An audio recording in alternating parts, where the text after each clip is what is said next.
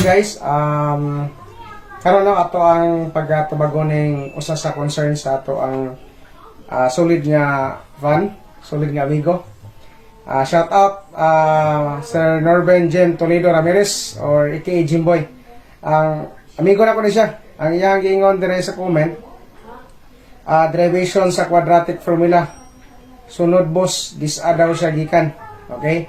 So ato ni siya tagano pagdagad. Karon for this video, we have to derive the quadratic formula. Kung asa dali siya gikan kining x is equal to negative b plus minus the square root of b square minus 4ac all over 2a. Okay, tara. Ito na yung istoryahon. Okay, karon ato ni siya i-derive ning quadratic formula. Okay, sa dili pa no, remind na ko ang tanan nga ang quadratic equation nasa standard form. Okay, ang yang standard form is of the form a x square plus bx plus c is equal to 0. Ano no? So muna nga atong standard form sa quadratic equation.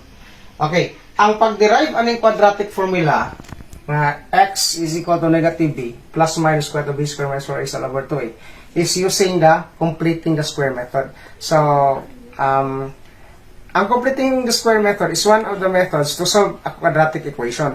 Okay? So, muna siya gamito na to, kana nga method, para ma-derive na to ang quadratic formula. Okay, so, siya, no? Una is, kailangan ang ato ang a, 1. Okay? Ang atong coefficient sa a is 1. So, para mahimo siyang 1, i-divide na to na siya a. Divide na to na a. Kana po siya, i-divide na to a. Kana po siya, i-divide na to a. Okay?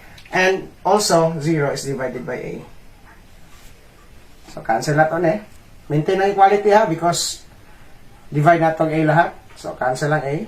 So, nabili na lang x square plus b over a. Then x, may x ba tayo dyan? b over ax plus c over a is equal to 0. Okay. Note, this is the quadratic term. This is the the linear term, and this is the constant term.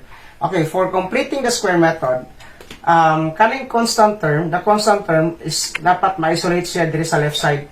Okay? So, atong buhaton para mawala na siya diri sa left side, mag-minus ta og c over a. Okay? So, x square plus b over a x plus c over a minus c over a. And also, same here. Kung nag-minus kag c over a, mag-minus mo kag 0 minus c over a. Okay? So, kanina siya 0 na nino. That's equal to 0. So, therefore, our next step na now is x square plus b over ax. Okay? Wala na si 0 na ni. So, is equal to negative c over a. Okay. Next, kaya completing the square method, kani siya binomial man no. Is quadratic na lang og term og linear term. So, mag-add tag something dire. You have to add something here. Og mag-add po ta dire. Same. Kung sa tong i-add, ano po tong i-add dito. Okay? So, unsa awa na? Completing the square. Kani siyang binomial nga x square plus b over ax. Ato ni siyang buhatong perfect square trinomial. Okay? Then, same atong i-plus diha. So, saan na ito pag-add ani? Kuha na to ang half aning coefficient sa middle term. Half ani half. Okay, that's the half. So, 1 half of, drilan natin sulat lang. Drilan ta, sige. So, 1 half of b over a. So, 1 half of b over a. So, that's equal to b over 2a, no? Then, after makuha ang half aning coefficient of the linear term, ato siyang square. Ato siyang square ang b over 2a. So, b over 2a, dayon ato siyang raise to the power of 2. Ato siyang square. Muna siyang completing the square. So, this is equal to b square over 2 square is 4, and then a square is a square. Okay? So, natay b square over 4a square. Muna itong i-plus dire. So, natay b square over 4a square. Same as here, no? Hanapon tayo b square over 4a square. Okay? So, kani siya, ang atong left side, perfect square trinomial na siya. So, karon ato na siyang i-factor. Okay, we have to factor this, kanino? So, ang yung factor, ana, is, gikan sa formula na, a plus b square is equal to a square plus 2ab plus b square. Okay? Kani ang perfect square trinomial, kani ang square of binomial. Okay? Square of binomial. So, bali, ang factor anak niya is, factor ani nga perfect square trinomial is the sum of binomial as the square, sorry, is the square of binomial na x plus b over 2a square. Okay? Muna iyang factor. Okay? So, that is equal to, kuha na to ang LCD, no? Least common denominator between a and 4a square is the 4a square, of course, no? 4a square. So, 4a square divided by 4, divided by a is 4a, then 4a times negative c is negative 4ac. Okay? Sakto ba? Negative 4ac, okay? And then, we have plus, we copy the plus sign. Okay, plus.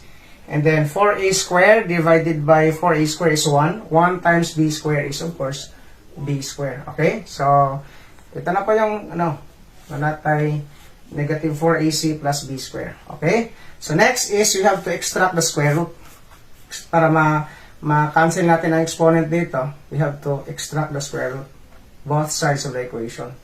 So, extract natin yan. Okay? So, mag-cancel ang square root and then the exponent 2. So, ang iwan na lang sa left side is x plus b over 2a. Okay? And that is equal to, once you're taking the square root, it should be positive and negative. So, positive and negative. Okay? Sa numerator, this is not a perfect square. So, magpabilin ang square root na ito, a sign, symbol. Okay? So, square root of negative 4 AC, okay, plus b square all over. Since perfect square ang 4, okay, so ang square root sa 4 is 2, and then ang square root sa a square is a, so 2a siya. Ayan na po. Okay, next is we have to solve for x. So we need to isolate, kailangan mawala tong negative b over 2a sa left side para x na may 1. So, ang gawin natin dito is mag-subtract tayo ng b over 2a. So, x plus b over 2a, okay, minus b over 2a, that's the property of equality, para ma-zero na siya, is equal to negative b, unahan natin ang negative b over 2a, okay, plus minus, okay, the square root of, arrange na natin okay, commutative ang addition, so therefore, pwede tayo maglagay dito ng b square, pwede natin gawin b square yan, minus 4ac, para perfect, makuha natin ang formula. Okay, b square over 4ac all over 2a. Ayan. So, this is equal to 0. Okay, 0 na yan. So, x na lang. X is equal to negative b. Notice, pareho silang denominator, so similar fraction po. In adding similar fractions, all you have to do is just copy the denominator. So, copy natin ang similar denominator na 2a. Ayan, this is for 2a. And then negative b plus minus the square root of b square minus 4ac. Ayan, so this is now the quadratic formula. Okay?